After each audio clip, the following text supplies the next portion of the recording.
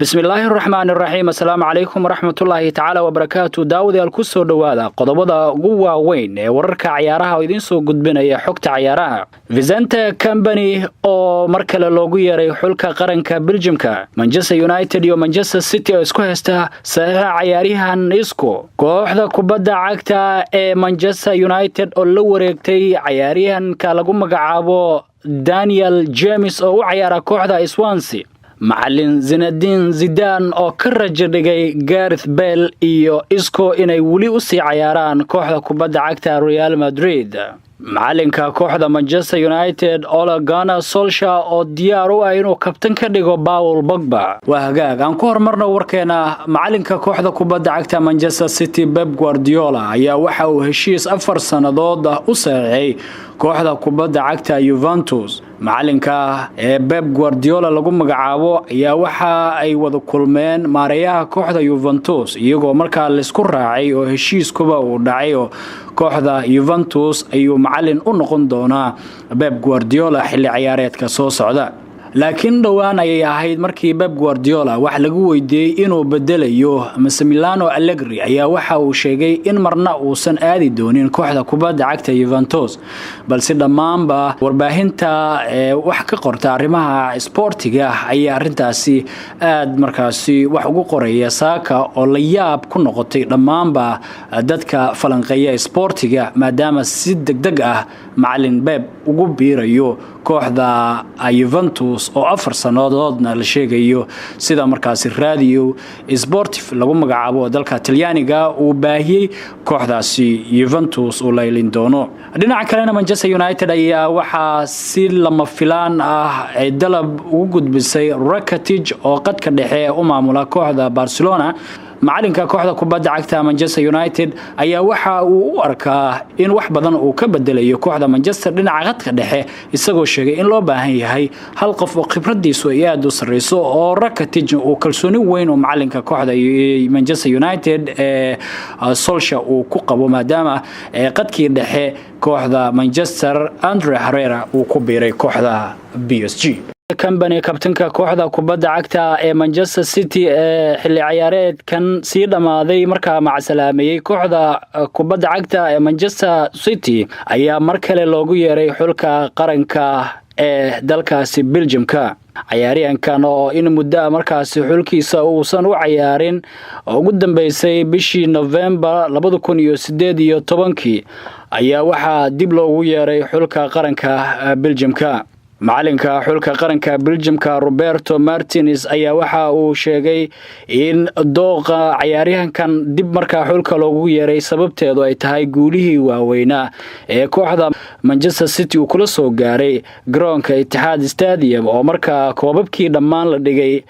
horyaalka Ingiriiska markaa iyagu ay aruursadeen taasina ay keentay in xulka qaranka Belgiumka mar kale dib loogu yeero ciyaariyahan Vicente Company xulka marka uu la ciyaari doono isreebreebka koobka Euro 2020 ay ka hortagayaan Belgiumka sida Kazakhstan iyo Scotland ayuu ciyaari doona Vicente Company dhinaca kalena macalinka kooxda kubadda cagta Manchester United macallin Ole Gunnar Solskjaer ayaa waxa uu diyaar u yahay inuu kabtan ka dhigo ciyaariyahanka Paul Pogba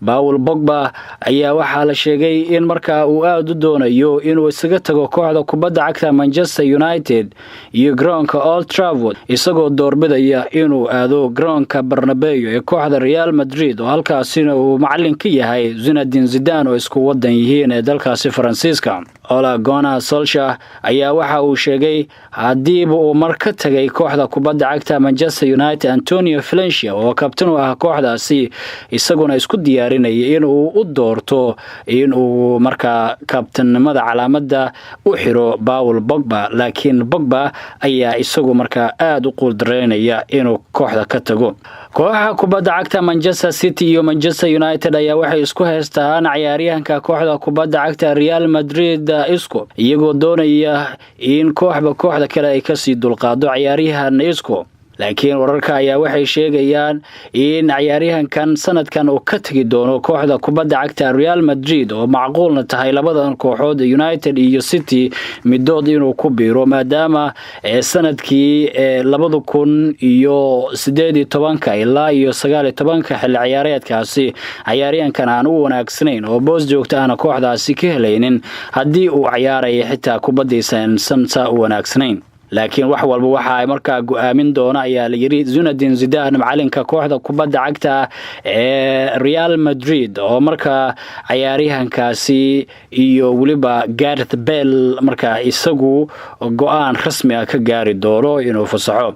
isagoo Zinedine Zidane la sheegay inuu gabi ahaanba ka rajo dhigay khibradda iyo waayo aragnimada Gareth Bale oo sanado fara badan ku sugnaa kooxda kubadda cagta Real Zidane ayaa la sheegay in markaa Gareth Bale albaabada u furan yahay uu ku yiri oo kooxdu doono markaas uu aadi karo oo aan markaa waqti iyo waayo midna ugu haynin garoonka Bernabeu kooxda Real Madrid ka dhisan tahay ugu dambeyntiina Manchester United ayaa waxa ay la heshiisay oo heshiis ay wada gaareen kooxda Swansea iyagoo markaa kala wareegaya ciyaaryahanka reer Wales ee Daniel James oo markaa lacag gaaraysa 15 milyan ay ugu iibsadeen kooxdaasi Swansea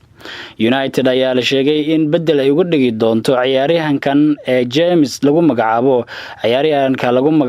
Alexis Sanchez oo macsalaameyn doona kooxda Manchester United Sanchez oo ah ciyaaryahanka ugu mushaarka badan Premier League iyo kooxda kubadda cagta Manchester United ayaa waxa uu ka noqday markii uu ka soo wareegay kooxda Arsenal oo United ku soo biiray mid aan booskiisa aan difaacan karin oo markaa wax badan ku soo korin kooxda Manchester taasina ay keentay inay ka rajo dhigaan macalinka iyo maamulka iyo taageerayaasha Manchester United Alexis Sanchez laakiin ciyaaryahan Daniel James ayaa la sheegayaa inuu booskaasi laga yaabo maadaama nin aad u daayar oo 22 sano jir uu yahay wax badan ka bedeli karo